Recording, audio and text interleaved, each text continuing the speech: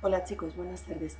Bueno, este es el tercer vídeo de la unidad de estructuras y en este vídeo vamos a entender por qué es importante y cómo se consigue que una estructura sea resistente y que sea estable. Vamos a centrarnos primero en la resistencia de una estructura.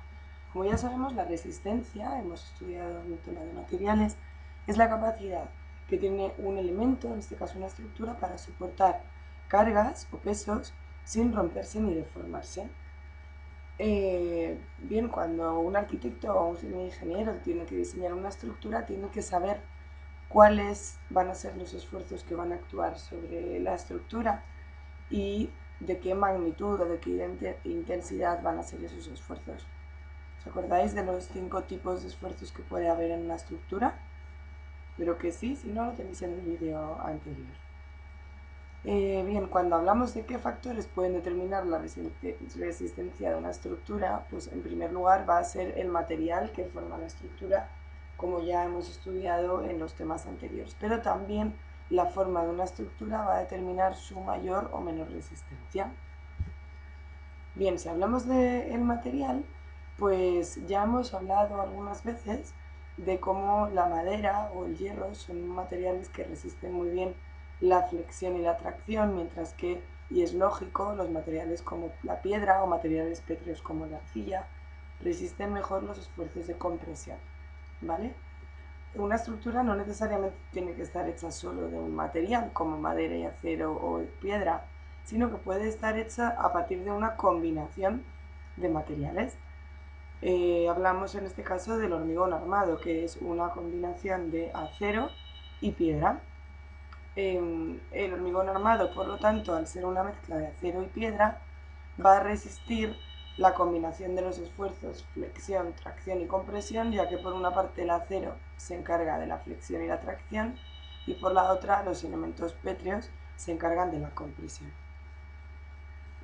Hay algunos materiales como el aluminio, los plásticos o algunos tipos de madera que se utilizan en objetos que tienen que resistir esfuerzos menores que en una estructura, por ejemplo en objetos de uso cotidiano, electrodomésticos, porque son materiales menos resistentes de lo que pueden ser la piedra, el hormigón, el acero, etc.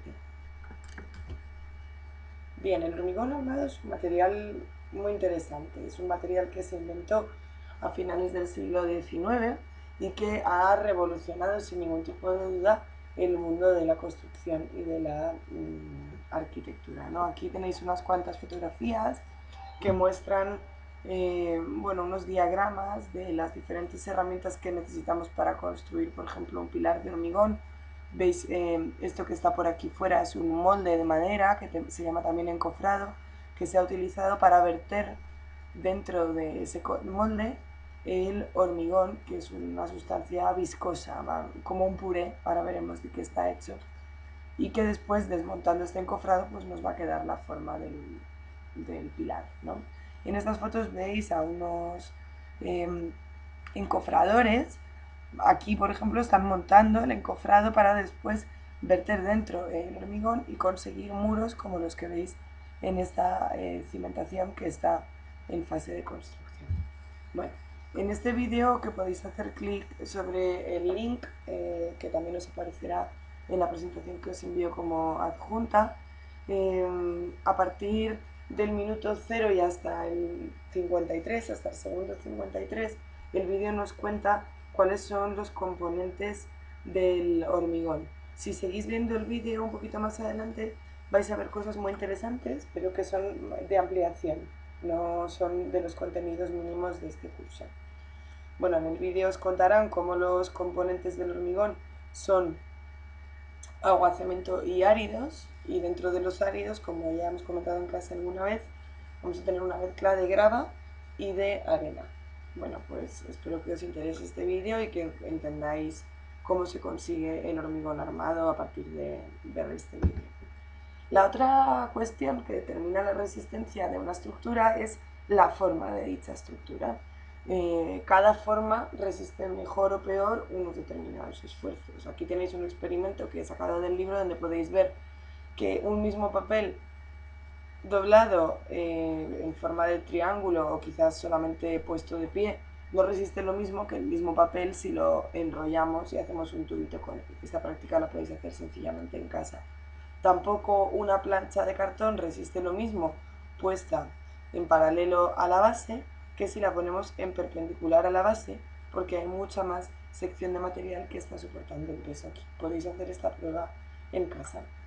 Por esta razón, industrialmente se fabrican perfiles, por ejemplo, de acero con diferentes formas para utilizarlos en diferentes funciones según qué tipo de esfuerzos tengan que resistir, ya que hay algunas de estas formas que resisten mejor los esfuerzos de compresión y otras como esta resisten peor los esfuerzos de flexión. Pues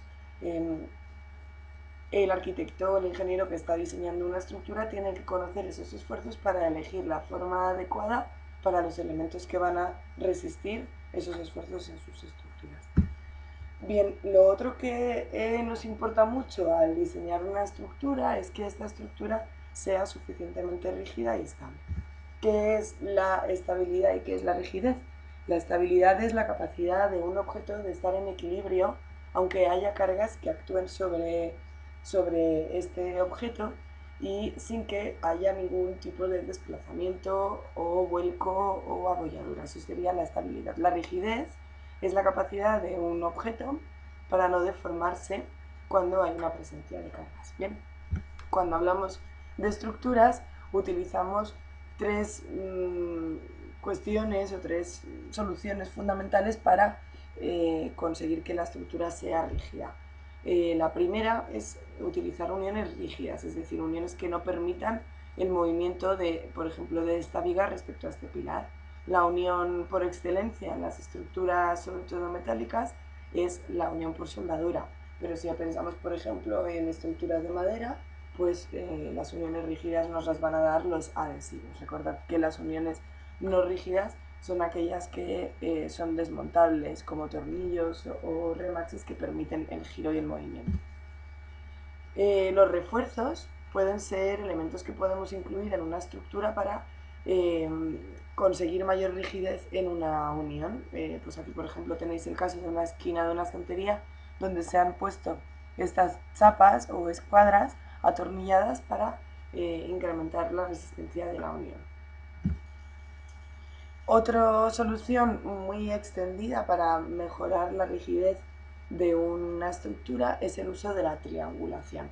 Cuando tenemos estructuras montadas con tornillos o con remaches, es decir, uniones articuladas, tenemos que evitar que estas estructuras se muevan utilizando barras diagonales o cruzadas que forman triángulos. Esto tiene una explicación física, que es que los triángulos son formas naturales, geométricas, que son indeformables. Podéis entender este concepto mejor viendo este vídeo, especialmente a partir del minuto 1:30, donde un chico os va a explicar por qué los triángulos son indeformables y por qué se utiliza la triangulación para evitar la deformación de otro tipo de geometrías. Y en este otro vídeo aparecen dos estudiantes de tecnología que han montado un pequeño proyecto donde podéis ver por qué los triángulos o la introducción de barras diagonales hacen que una estructura sea rígida.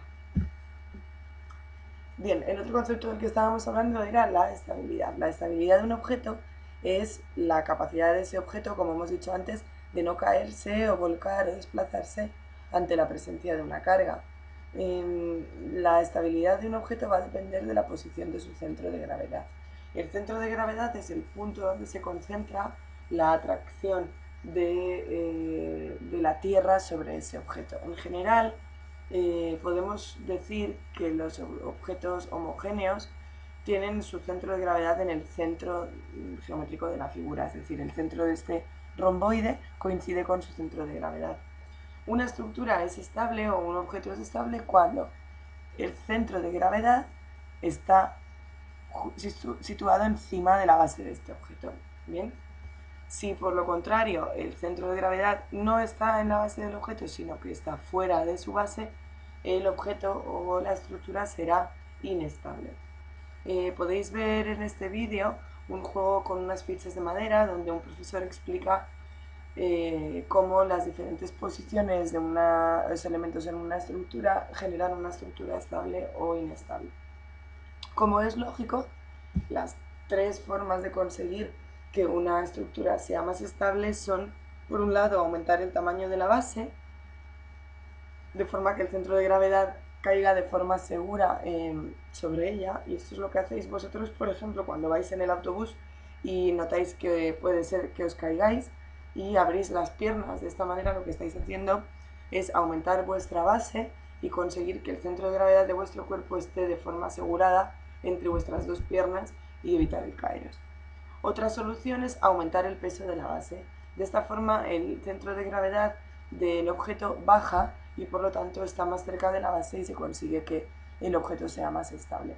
En las grúas normalmente se coloca una base mayor que la base natural de la grúa para aumentar el tamaño de la base, y además sobre esa base se colocan pesos de gran envergadura para desviar el centro de gravedad hacia la base y garantizar que la estructura sea estable. Y una segunda solución, o bueno, una tercera solución, es utilizar anclajes, es decir, si la estructura va a tener movimientos por sí misma, podemos utilizar elementos como por ejemplo cables de acero o anclajes al suelo, como en el caso de las cimentaciones, que eviten que estas estructuras se muevan y se puedan volcar o caer. Bien, en este vídeo hemos aprendido 4 palabras que seguramente sean nuevas para nosotros, que me gustaría que leyerais y aprendierais. Para esta parte del tema, lo único que me gustaría es que hicieseis un pequeñísimo resumen de lo que hemos visto aquí en vuestro cuaderno. Hacemos un rápido repaso. Hemos visto qué es la resistencia de una estructura y cómo depende tanto del material como de la forma. Y también hemos visto qué son la rigidez y la estabilidad de una estructura y de qué factores depende la rigidez y de qué factores depende la estabilidad. Espero que haya sido lo suficientemente claro. Veis este vídeo un par de veces, hacéis un esquemita o un resumen y nos vemos el martes para terminar de trabajar en este tema. Gracias, un beso, adiós.